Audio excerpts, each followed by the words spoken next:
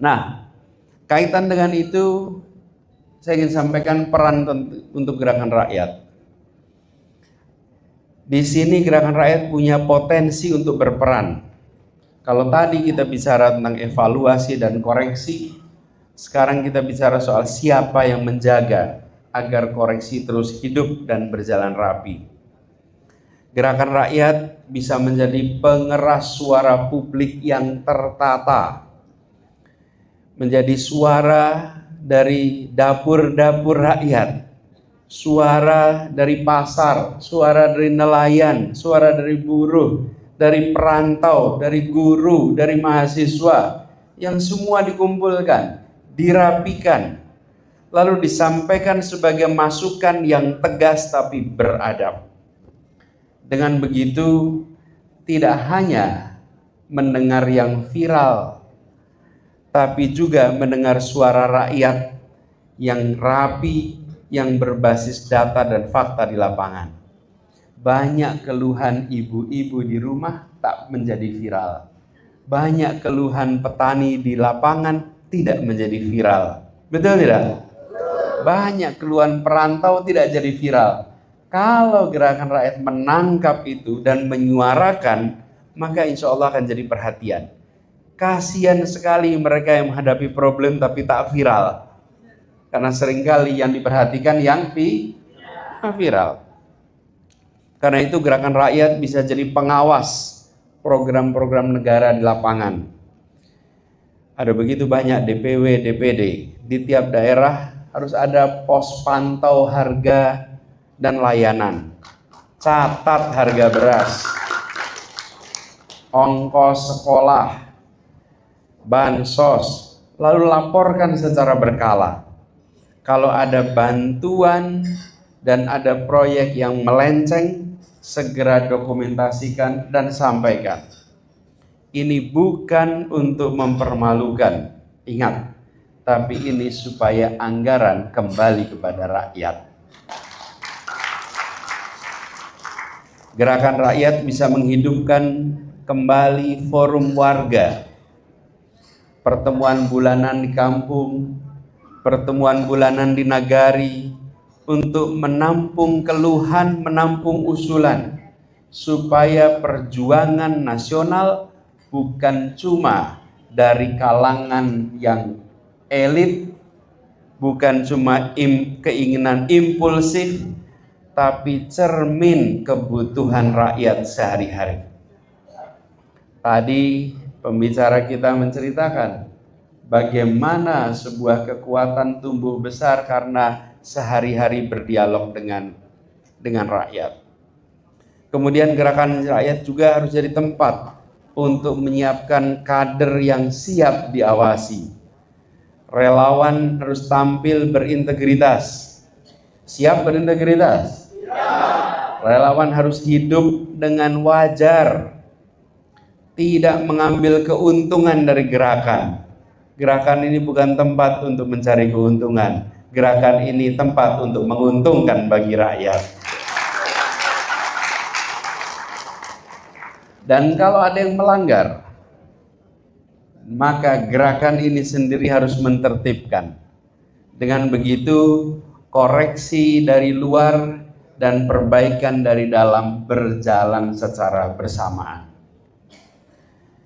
Dan gerakan rakyat bisa mulai berbicara tentang hak bagi warga. Kalau ada warga dipanggil karena kritik, gerakan rakyat datang mendampingi.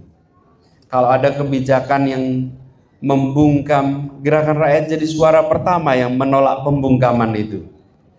Tentu saja semua dikerjakan dengan cara yang konstitusional. Dengan begitu, peran dari gerakan rakyat adalah menjaga marwah dan arah demokrasi dan arah republik ini. Bapak sekalian yang saya hormati, saya ingin akhiri dengan menyampaikan pesan sederhana untuk semua, bahwa koreksi bukanlah permusuhan. Koreksi adalah tanda kita peduli dengan masa depan bangsa ini. Waktunya belum habis. Jadi koreksi rakyat ini jangan dipandang sebagai serangan. Ini tanda bahwa rakyat masih peduli. Yang berbahaya itu bukan kritik. Yang berbahaya itu ketika rakyat sudah tidak mau berbicara lagi. Di situ letak bahayanya. Hari ini kita bicara karena kita ingin pemerintahan sekarang bisa menunaikan semua janjinya. Karena kalau pemerintahan berhasil, maka rakyat juga yang akan merasakan kebermanfaatannya. Dan sekalian, kita perlu ingat, demokrasi itu bukan mencoblos lalu diam.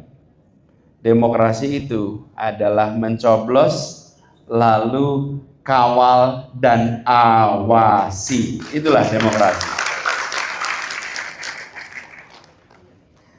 Dan negara yang tidak boleh dikoreksi, negara yang tidak mau dikoreksi, pemerintah yang tidak mau dikoreksi, maka cepat atau lambat rakyat akan menjauhinya. Rakyat hanya mau dekat dengan pemerintah yang terbuka dengan masukan, terbuka dengan koreksi, terbuka dengan kritik. Di situ kemudian rakyat merasa kami dekat dengan pemerintah. Jadi Bapak sekalian, dari Padang hari ini kita kirimkan pesan yang insya Allah pesan ini pesan yang jernih. Indonesia terlalu berharga untuk dijalankan dengan coba-coba. Jalankan negeri ini dengan akal sehat, dengan keadilan, dan dengan kerendahan hati. Kalau itu dilakukan, insya Allah rakyat akan kembali percaya, dan kalau rakyat percaya, maka negara ini akan menjadi negara yang kuat dan mensejahterakan bagi semuanya. Bapak sekalian, itulah pesan yang kita sampaikan melalui forum ini. Pesan kepada semua yang sama-sama mencintai Republik Indonesia, yang sama-sama menginginkan Indonesia menjadi negeri yang adil dan makmur, agar insya Allah semua yang diusahakan oleh para pendiri Republik ini lewat gagasannya akan terwujud dalam kenyataannya hari ini. Saya sering mengistilahkan sebagai janji kemerdekaan, bukan sekedar cita-cita, dan janji itu kita lunasi sama-sama untuk setiap anak Indonesia. Terima kasih. Assalamualaikum warahmatullahi wabarakatuh.